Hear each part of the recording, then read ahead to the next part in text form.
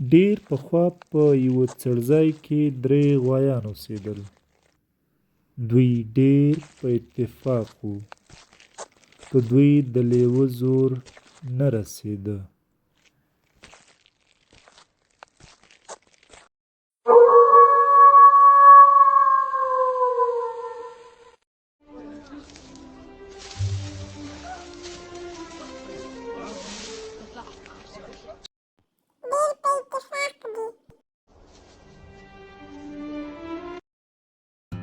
دوی به یو ځای ګرځېدل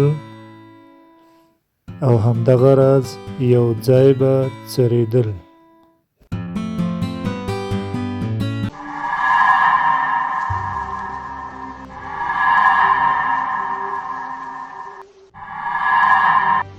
وږي لېوه به دوی ته له لرې کتل خو حمله یې نه شو کولی.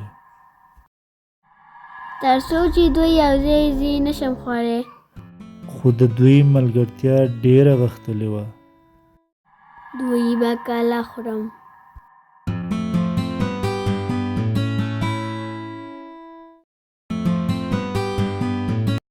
موږ باندې د چا زور نه رسېږي. او که نه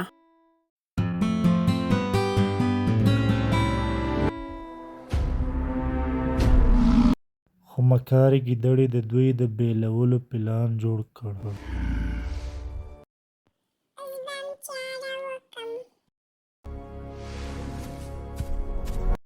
خو ګیدړې د دې یووالي د ختمولو پلان جوړ کړ.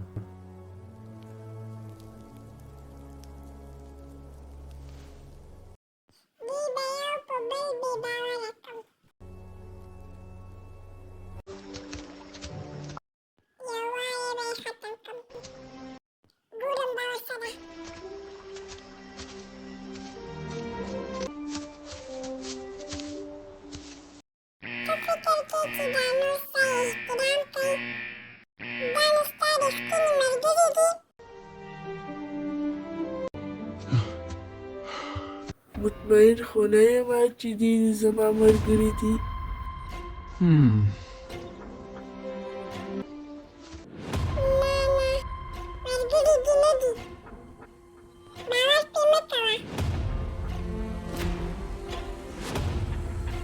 د دې وروسته ګیدړه د سپین غوایي په لور وررهي شوه.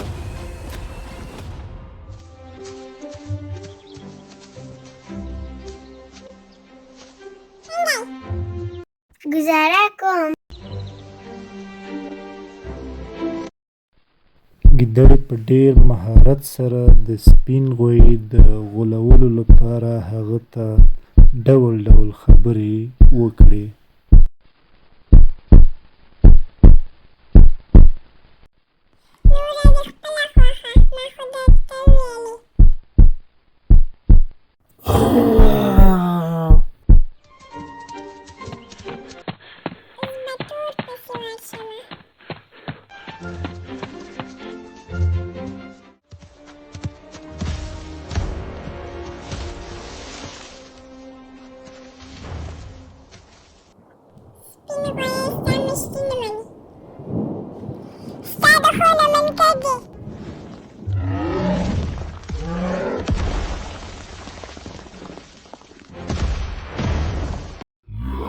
نه دوی زما دوستان نه دي. له دې سره د دوی ترمنځ بې اتفاقي رامنځته شوه. دوی له یو بل څخه خپلې لارې جلا کړې. زه نور تاسو سره نه سړېږم. ما یوازې پرېږدئ. ځان ته ښیم.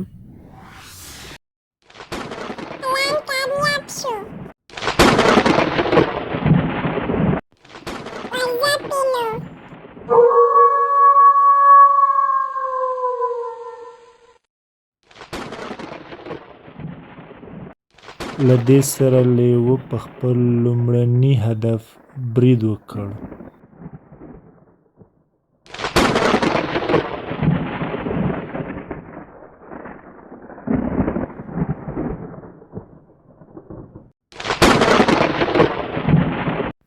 ورپسې یې تور غوی په نښه کړ.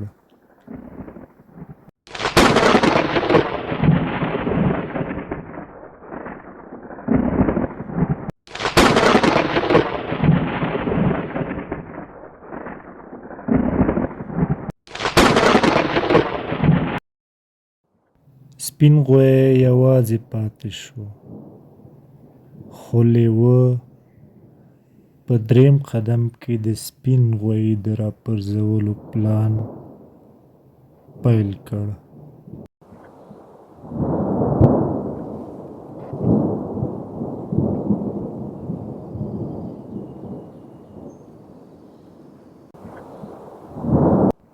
ګیدړ او لیوه په شریکه د سپین غوی په ښکار پسې راووتل. اوس به دې رانه څوک خلاصوي؟ او په دې سره یې په سپین غوی برید ورخښ کړ. لیوه یو غوی د هغوی د بې اتفاقۍ څخه په استفادې راوپرځول. د دوی لومړنی حالت داسې و: دوی په شریکه ګرځېدل او دوی په شریکه څریدل، مګر بې اتفاقۍ یې انجام داسې کړ.